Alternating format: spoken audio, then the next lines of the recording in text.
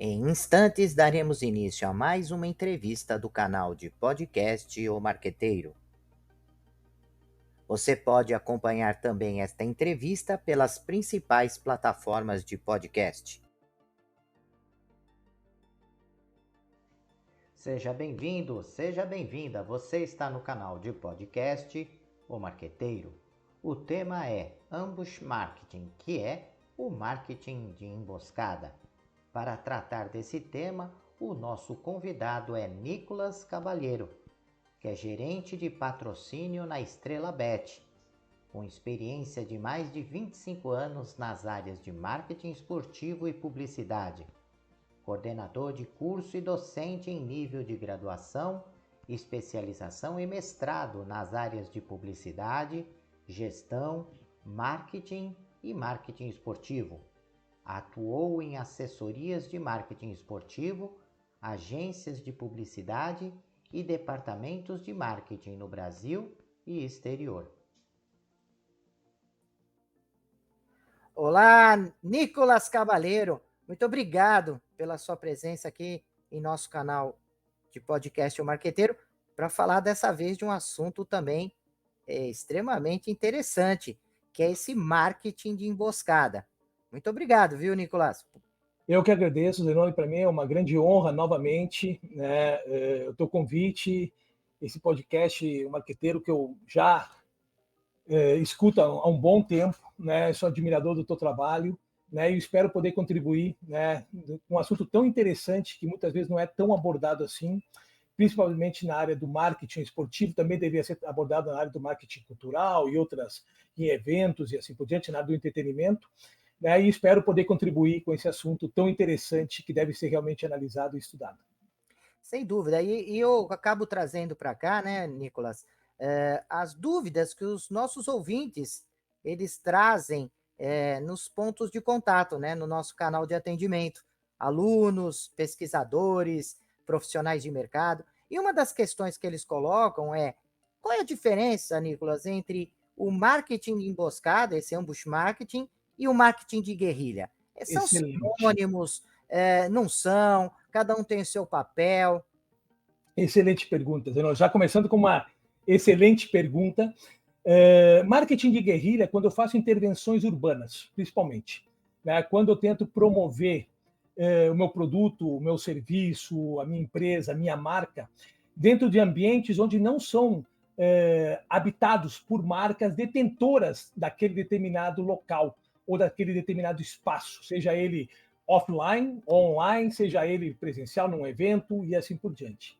Ambush marketing, ou marketing de emboscada, ou marketing parasita, que tem várias, o marketing lixo, como o Comitê Olímpico Internacional define, é quando, né, é uma estratégia pelo qual uma empresa, por meio de ações promocionais e comunicacionais paralelas, procura se associar à imagem ou um retorno mercadológico junto a um evento, preferencialmente mediático, ou seja, que possa ter uma cobertura dos veículos de comunicação, cujos contratos oficiais de gestão, de custos, de responsabilidade estejam a cargo de outras empresas.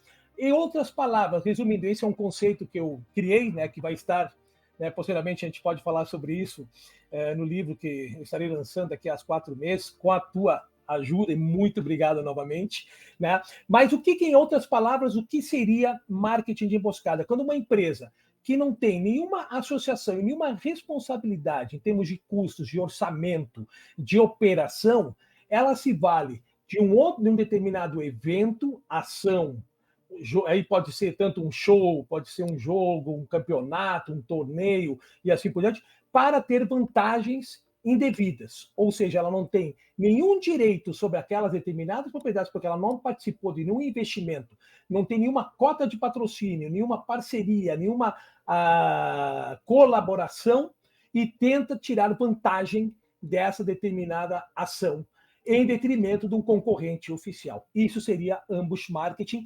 diferentemente de marketing de guerrilha, onde existe uma intervenção, onde eu posso pegar, exemplo, plotar um determinado carro com uma forma de um determinado tênis, como a Nike fez, por exemplo, e andar na Avenida Champs-Élysées, na França, por exemplo, sem problema nenhum para uma promoção. A gente chama intervenção urbana, diferente do ambush market se a Nike fosse, exemplo, fazer alguma ação na Copa do Mundo, onde a Adidas é a patrocinadora oficial.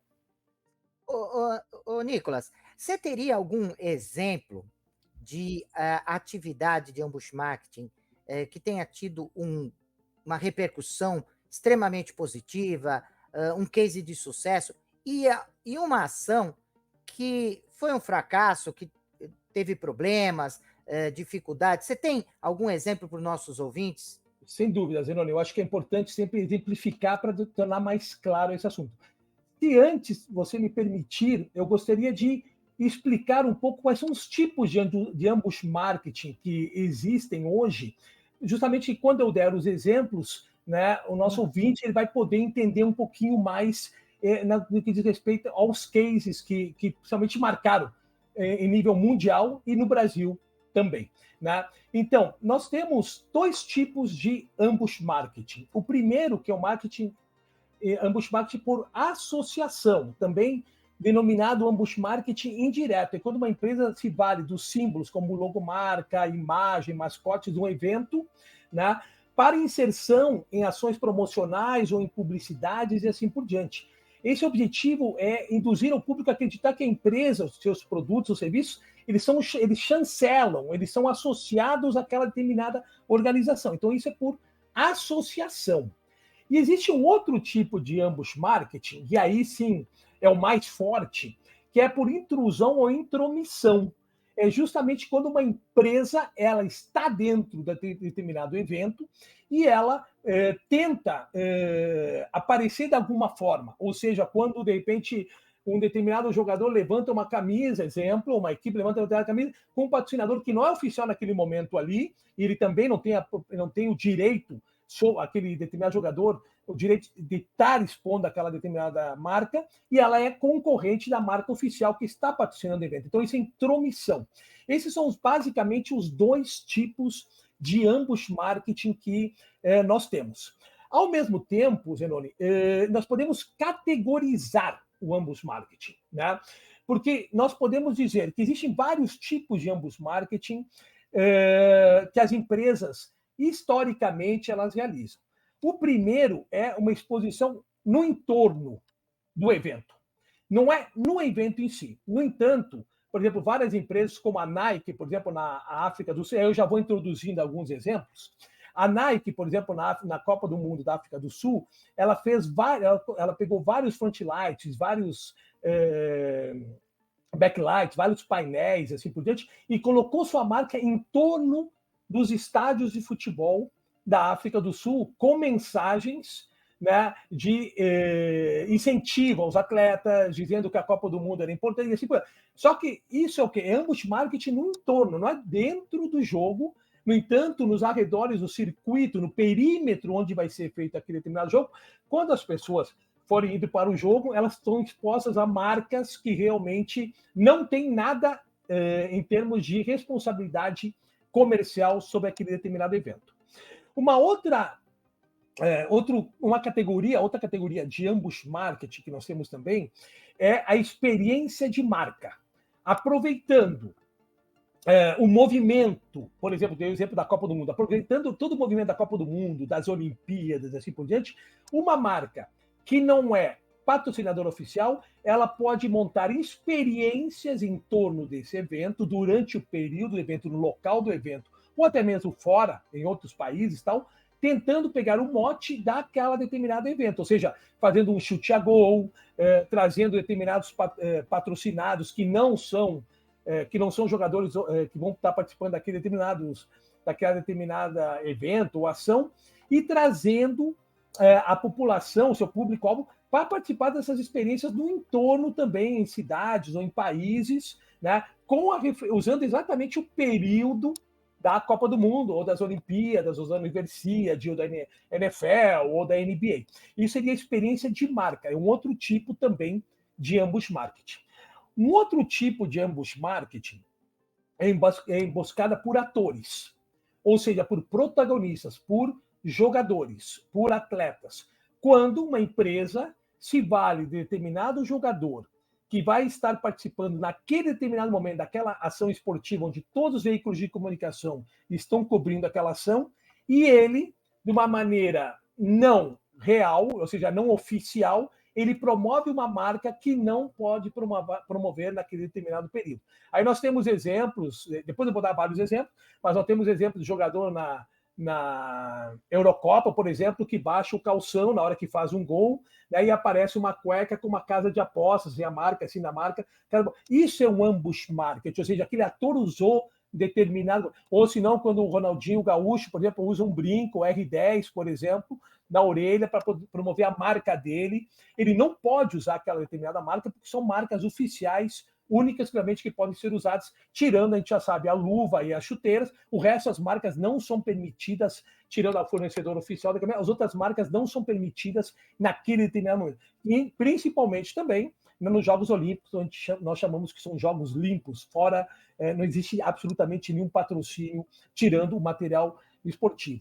Nós temos ainda um outro tipo de ambush marketing, que é estratégias em mídia. É quando uma empresa também não é oficial, não é patrocinadora oficial, no entanto, ela patrocina em mídia, seja nos breaks e seja em espaços, em veículos de comunicação online ou offline, aquele determinado evento. Ou seja, ela não é patrocinadora oficial, mas ela quer se fazer passar por patrocinadora oficial, patrocinando veículos de comunicação que vão cobrir esse determinado evento. Inclusive, sendo concorrentes dos patrocinadores oficiais, que são os parceiros dos organizadores daquela determinada ação.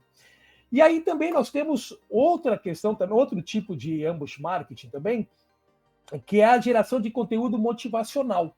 Ou seja, quando nós colocamos, como eu falei, nós colocamos frases de incentivo, fazemos experiências de incentivo para dizer vai Brasil, estamos juntos, o Hexa é nosso, em busca do Hexa, e assim por diante e tal. Isso também, né, nos veículos de comunicação, é um ambush marketing, se nós formos reparar também.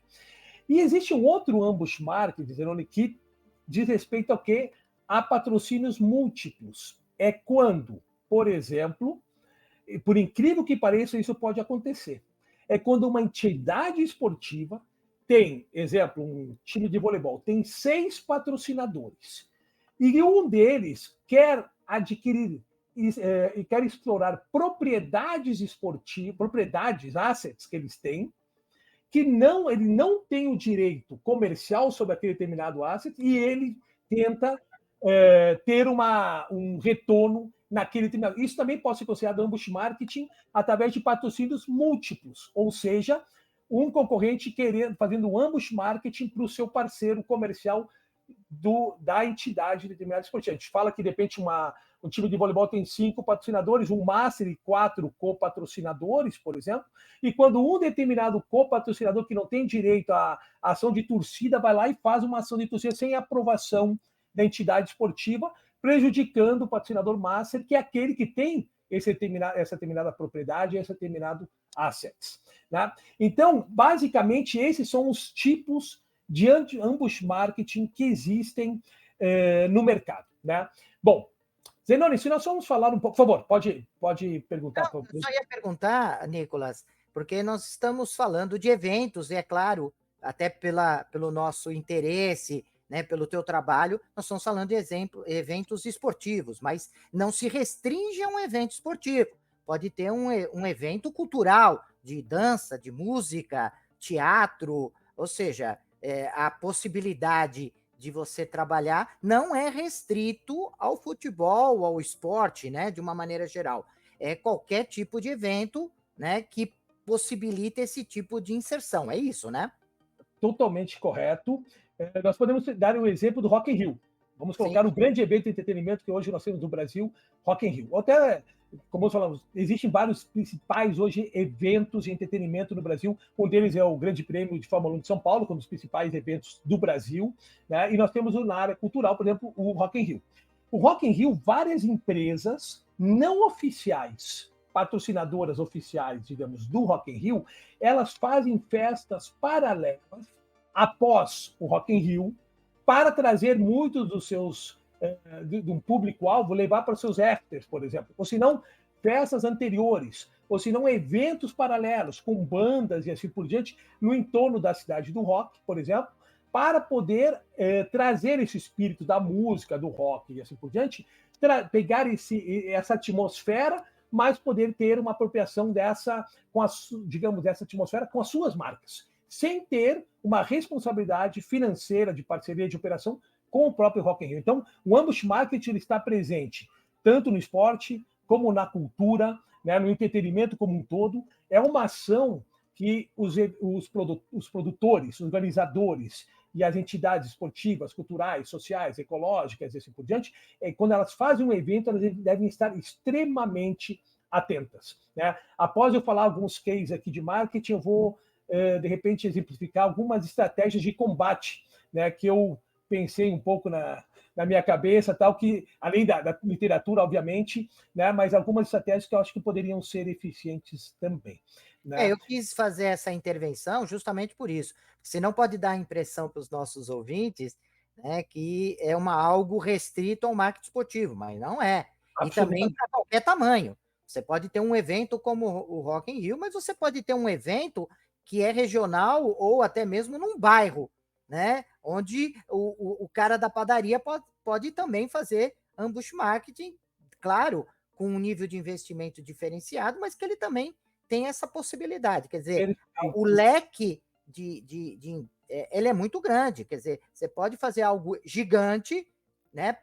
Uma Copa do Mundo, apesar que a FIFA sabe disso e toma todos os cuidados para que isso não aconteça, mas você pode fazer alguma atividade extremamente pequena, setorial, específica, num bairro, numa rua e assim por diante.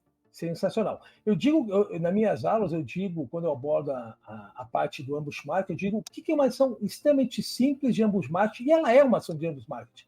Tem um show, exemplo, um show sertanejo num bairro X, aqui de São Paulo, por exemplo. Né? Acabou esse show, vamos colocar para 500 pessoas, acabou esse show, tem várias promoters, várias promotoras, por exemplo, no final daquele show entregando panfletos numa festa que vai ter no outro dia, por exemplo. Isso é ambush marketing, porque eu estou usando um evento que eu não tenho absolutamente nada a ver, nenhuma responsabilidade financeira de operação e assim por diante, para promover eu estou indo em busca de um público-alvo que não foi criado por mim, que não foi planejado e absolutamente, mas estou indo naquele determinado momento promover um outro evento, atenção, sem ter custo algum no que diz respeito àquela promoção. Então, tanto no esporte quanto no entretenimento, o ambush marketing está presente. E é obrigação de todos os organizadores, né, que fazem eventos ou que oferecem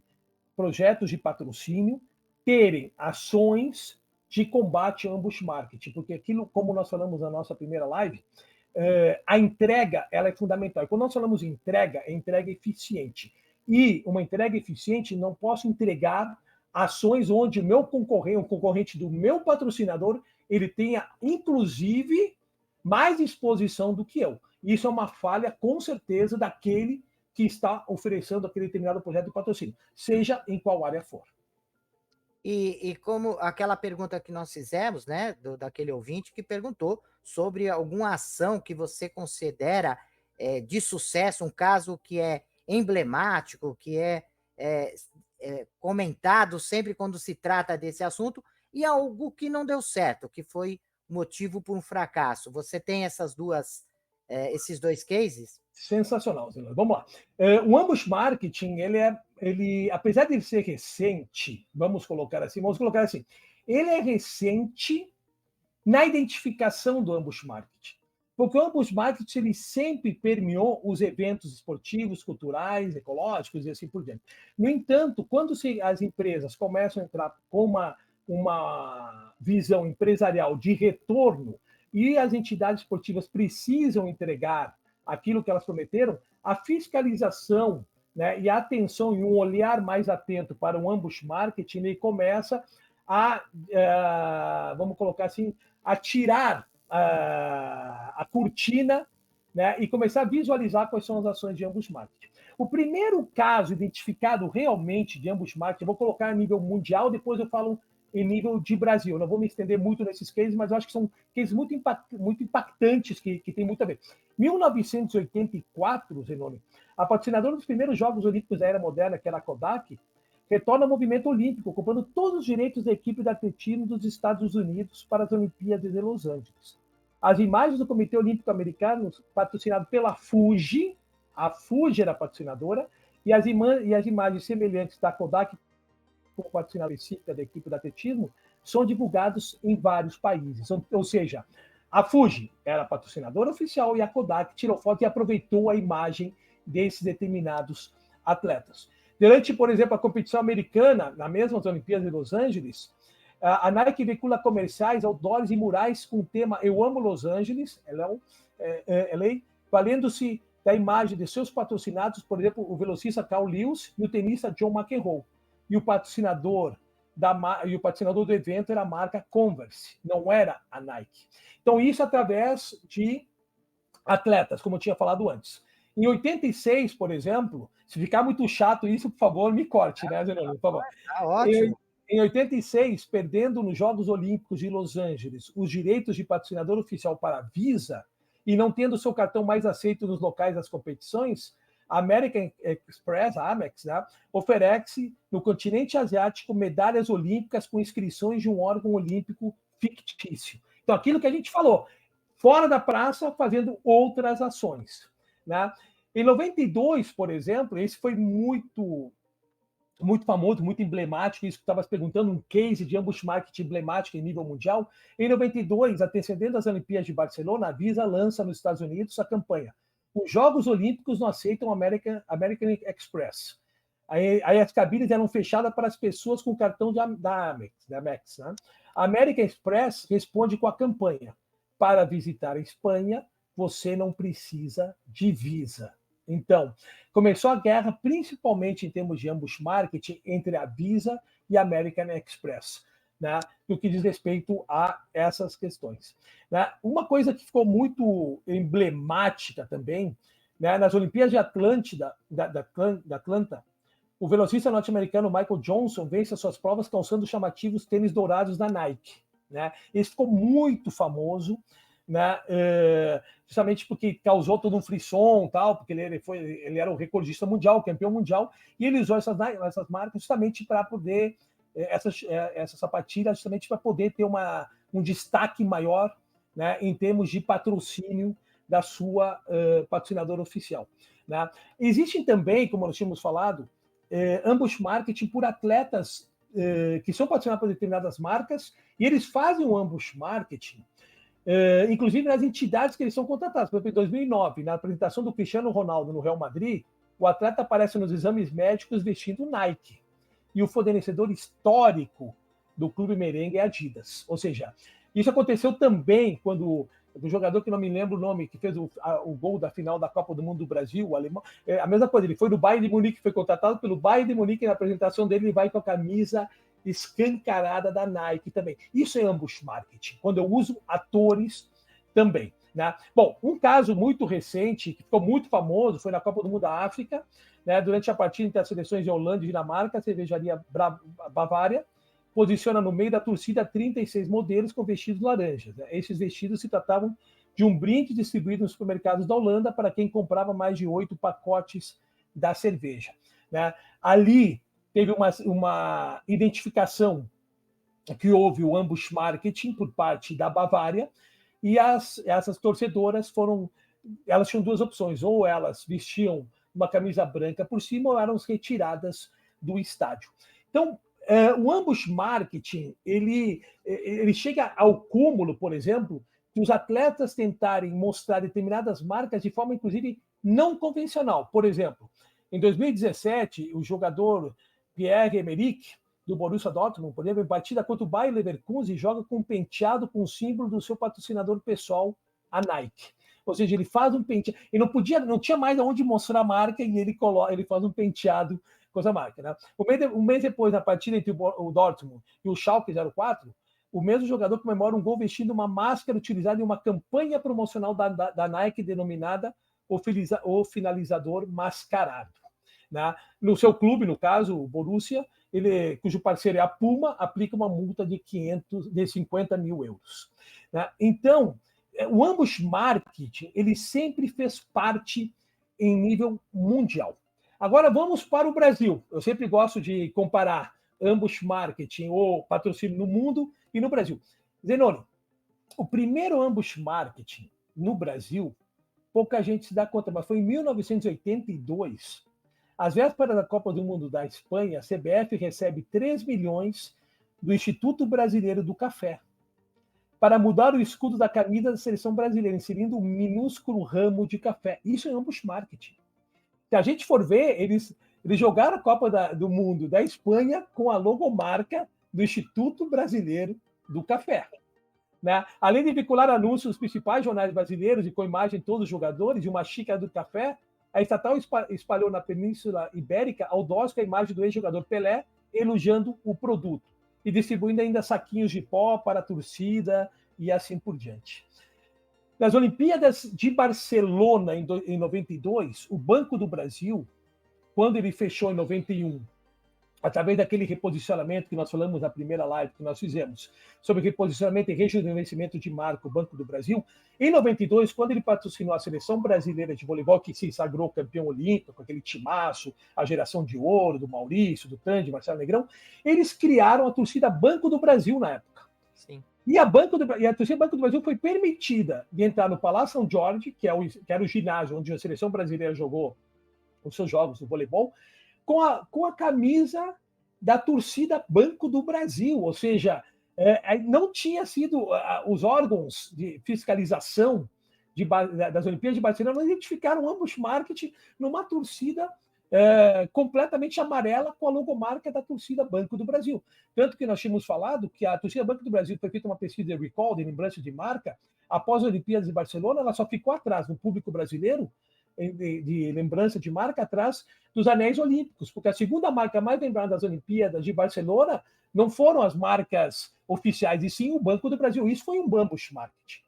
Bom, talvez o ambush marketing mais famoso que tenha ocorrido no Brasil, que foi um clássico, e eu sempre digo, né, Zenoni, também nas minhas aulas, com meus colegas, é importante a gente revisar o passado, porque muitas coisas do passado elas podem ser aplicadas ainda atualmente ou inclusive no futuro, pode ter uma nova roupagem, entraram as novas tecnologias, mas a essência do marketing, a essência da estratégia, a essência do posicionamento, a essência da segmentação, ela nunca mudou, ela foi evoluindo sem dúvida nenhuma, mas a gente tem que sempre beber da fonte, sempre tem que saber os principais cases somente para a gente poder se espelhar neles.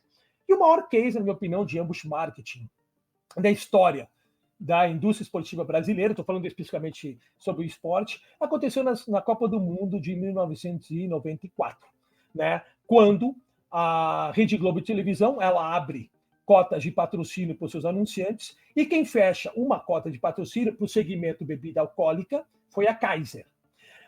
A Brahma tinha lançado naquele ano, meio ano antes, vamos colocar assim, a campanha a número 1, né? Brahma a número 1. Tudo, tu sabes melhor, muito melhor do que eu, né? Porque que eles lançaram esse posicionamento, fizeram a cerveja mais vendida também, assim por diante, eles queriam se posicionar também e se posicionar como a cerveja número 1 e assim por diante, e eles aproveitaram isso também vindo à Copa do Mundo. O que eles fizeram? Eles não tinham como estar na Copa do Mundo de maneira oficial, porque a Rede Globo de televisão era a principal transmissora, retransmissora, vamos colocar assim, detentora dos direitos, e a principal cota foi vendida para a Kaiser. O que eles fizeram? Né, o Roberto Justus, justamente com a sua agência, Justus e assim por diante, né, foram para os Estados Unidos e lá eles criaram, antes de ir para os Estados Unidos, eles começaram uma série de campanhas para se associar à Copa do Mundo. Mas eles não foram, eles tinham duas opções.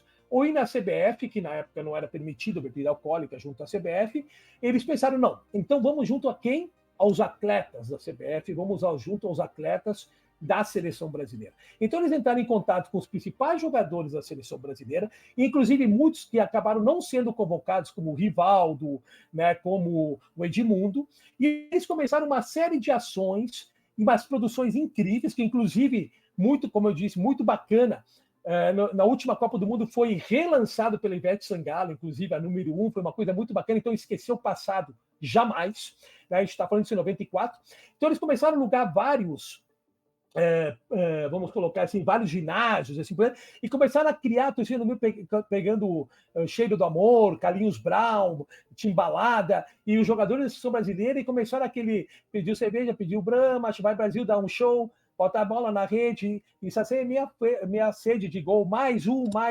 vamos lá, seleção, quero ser o tetracampeão, mais um, e começaram a criar aquela torcida, Banco do Brasil, ótimo, aquela torcida Brahma, número 1, Brahma número 1, todos os jogadores participando, e Romário, e Bebeto, e Zinho, e Raí, todos eles, e Dunga, todos eles participando das campanhas, inclusive nos intervalos comerciais, número 1.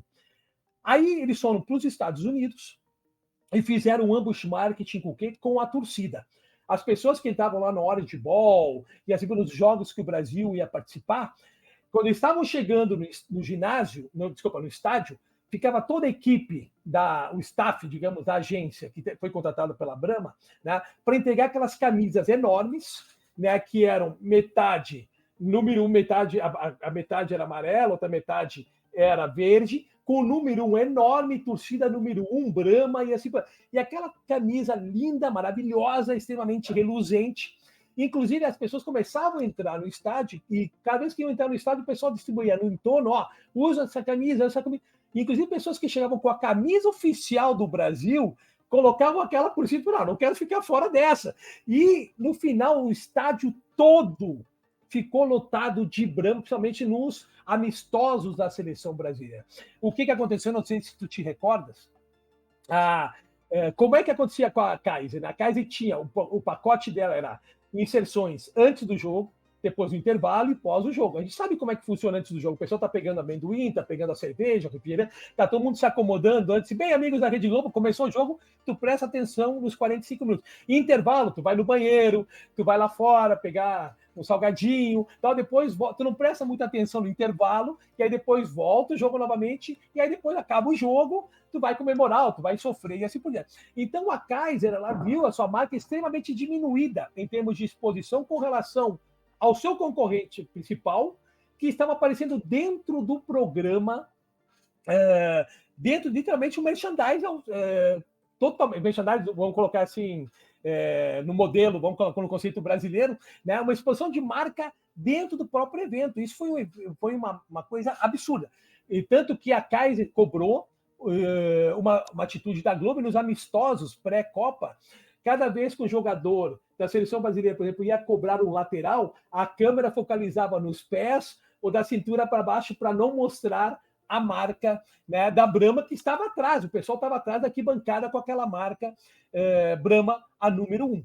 Então, foi uma jogada de marketing absurda. A gente vai falar daqui a pouquinho sobre ética, né, que é muito importante falar sobre ambush marketing em termos de ética no ambush marketing, que ela não existe, ela deveria ser realmente reprimida, isso, mas foi uma jogada de ambush marketing extremamente bem resolvida. No final da Copa, teve um comercial onde todos os jogadores aparecendo com o número 1, o pessoal comemorava, inclusive dentro, pegando a taça, dando a volta no campo, o pessoal com o número 1 levantado para a torcida, então teve uma simbiose muito grande, né? Bom, uma outra, já concluindo aqui em termos de cases, aconteceu em 2000, também, que nós podemos conceituar isso como um ambush marketing, né? Insatisfeito com a cobertura jornalística da TV Globo, somado a uma briga pessoal do seu então presidente Eurico Miranda com a emissora Rede Globo, o Clube de Regatas Vasco da Gama entra em campo na final da Copa João Avelange, né, contra o São Caetano, com o logotipo do Sistema Brasileiro de Televisão, SBT, estampado em suas camisetas de jogo, na frente e nas costas. Então, isso era o Galvão Bueno transmitindo o gol do Vasco, tal, e aquele silêncio com o Romário andando de costas para frente, para a torcida indo de costas para a câmera focalizar, porque não tinha mais de onde tirar, e aquele silêncio. Esse foi um grande case de ambush marketing. Grande case, grande lembrança, boa lembrança. Essa foi um grande case. E para finalizar, né, eu poderia ficar aqui muito tempo falando de outros ambush marketing, mas aconteceu, inclusive, que eu conheço o pai dele, eu dei aula para o pai desse grande atleta, que é o Leonardo de Deus, nosso nadador olímpico, né? Em 2011, nos Jogos Pan-Americanos de Guadalajara, no México, o nadador Leonardo de Deus, após vencer a prova de 200 metros borboleta, é desqualificado por ter usado uma touca com a logomarca da empresa Yakult. Posteriormente, a organização recua e devolve a medalha do atleta, alegando que tinha falha na fiscalização. Por quê?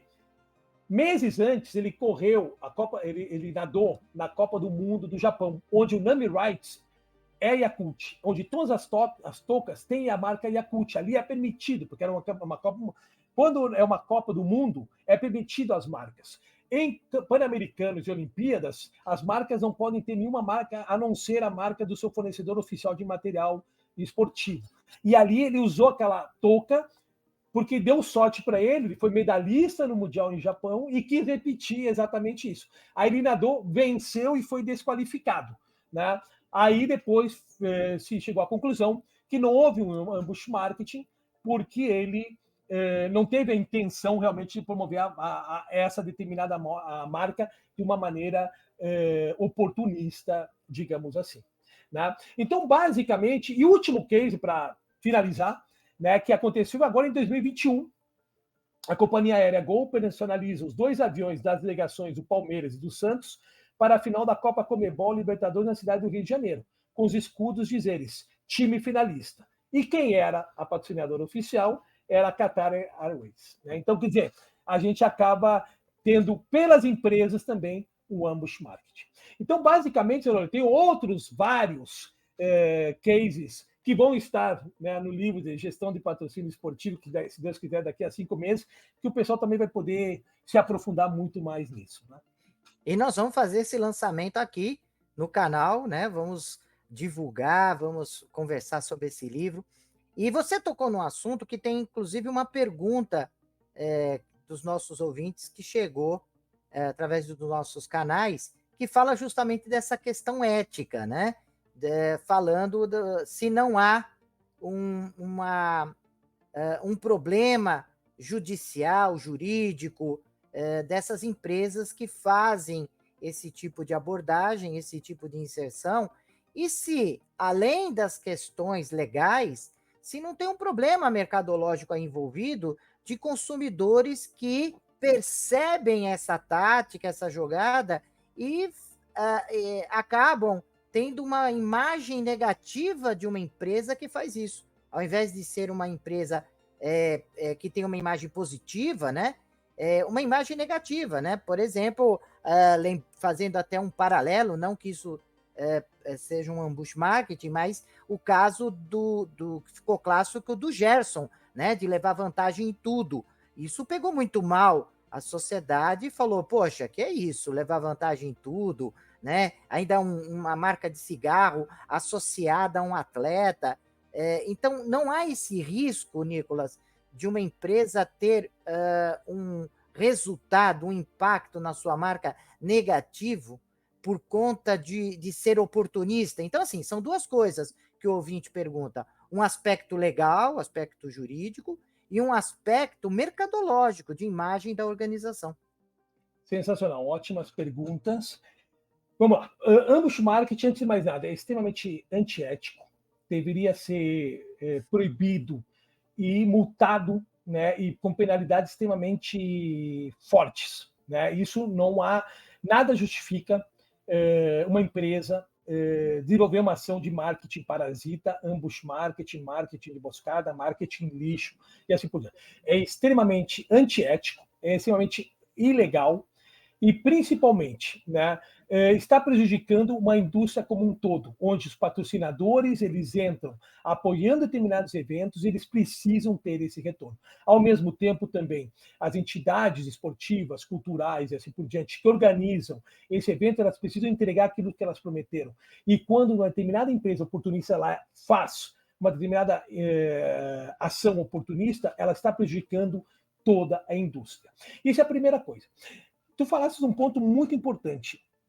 Quando também, e tu és um especialista, um super especialista na área de marketing, quando nós falamos em campanhas publicitárias comparativas, existem pesquisas que mostram que grande parte das empresas que comparam, principalmente de forma pejorativa, ou seja, humilhando e assim por diante, e, abre aspas, tentando anular ou manchar a imagem do seu concorrente, nas pesquisas posteriores a isso, as principais prejudicadas com isso são justamente as empresas que estão fazendo essa determinada ação. Então, uma empresa oportunista, uma empresa de emboscada, ela com certeza ela vai ficar com uma imagem, portanto que seja divulgada isso, portanto que possa ser explicitado isso, ela com certeza vai ter essa contra-propaganda. Agora, ao mesmo tempo, Zenone, o que eu acredito que nós temos que fazer valer determinadas leis e estratégias para coibir essas práticas oportunistas. E isso é função de quem?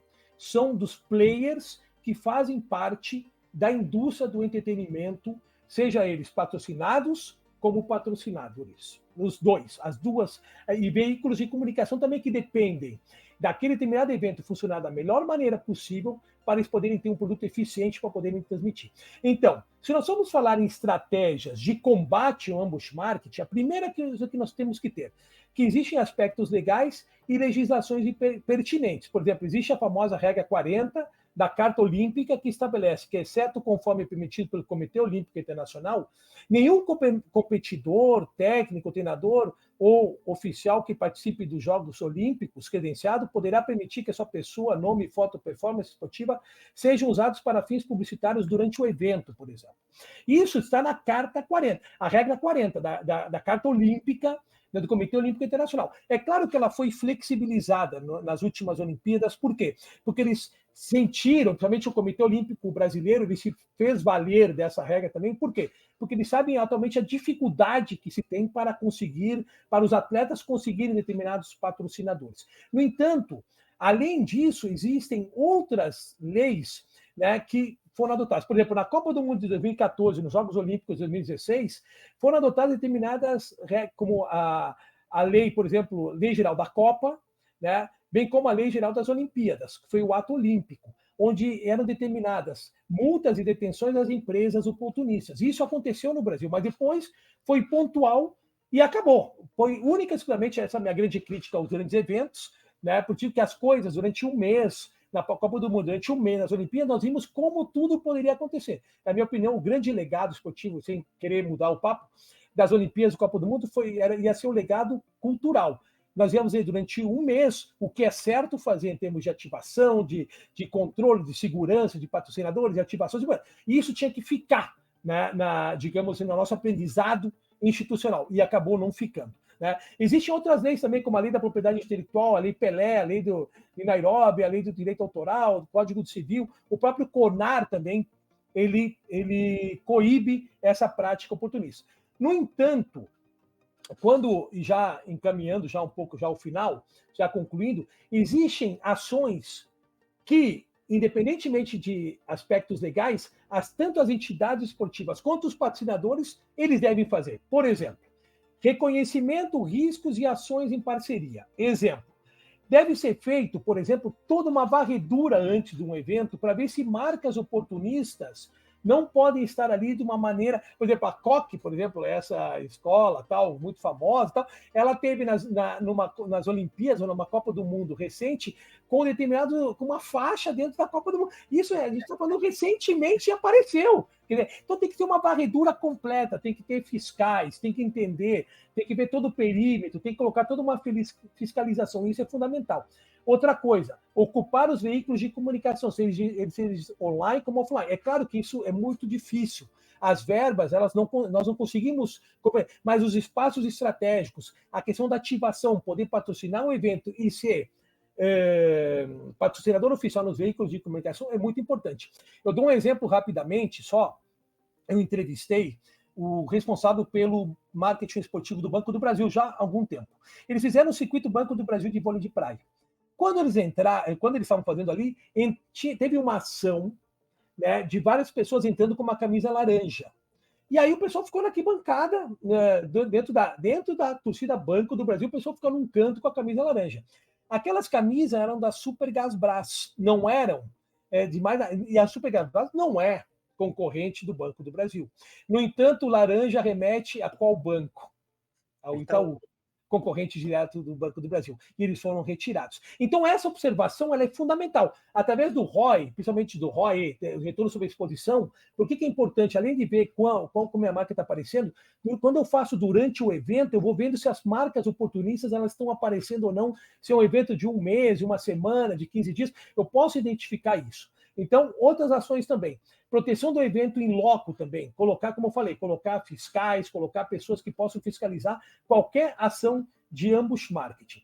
Monitorar a concorrência também. Se eu vou a um determinado país e eu sei que lá as marcas têm uma história de ambush marketing, de oportunistas, eu tenho que me valer junto à questão legal, através de órgãos legais, mas principalmente reforçar a minha atenção. Eu tenho que saber que se no meu segmento eu tenho marcas oportunistas que têm histórico de ambush marketing, consequentemente, eu tenho que reforçar a atenção. Isso, obviamente, eu estou apenas dando algumas pinceladas, né? Acompanhamento de protagonistas esportivos, isso é fundamental. Acompanhar e deixar bem claro no código de conduta, num manual de ética, de comportamento, perante aquele determinado atleta que foi contratado, que ele deve, quando ele está vestindo ou está participando de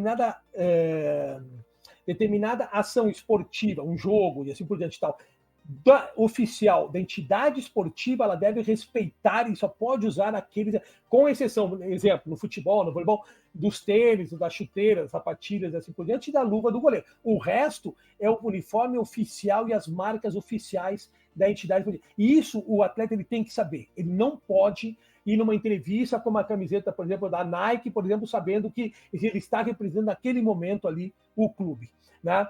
Combate aos players oportunistas, então, saber bem certinho quais são eles, né? E aplicação de leis e legislações próprias de cada país. Juntando isso, e principalmente, eu acredito, quando nós falamos em patrocínio, e quando temos múltiplos patrocínios, todas as empresas elas podem já ter sofrido uma dessas patrocínios, já podem ter sofrido com alguma ação de ambush marketing. Elas conversarem entre si, terem um budget, de repente, ou colocar dentro da proposta de patrocínio um budget para cuidar, né, do combate ao marketing de emboscada, que é fundamental para uma entrega eficiente. Olha, Nicolas, foi mais do que uma entrevista, né? Foi um curso de ambush marketing, como sempre você faz, né? Você entrega tudo o que tem que entregar, todo o seu conhecimento, que não é pouco, né? E eu gostaria de deixar esses minutinhos finais para que você colocasse seu contato, né? Como as pessoas podem te encontrar, se você participa de alguma rede social, se você tem algum site. O espaço, Nicolas, agora é todinho seu para você falar do seu trabalho.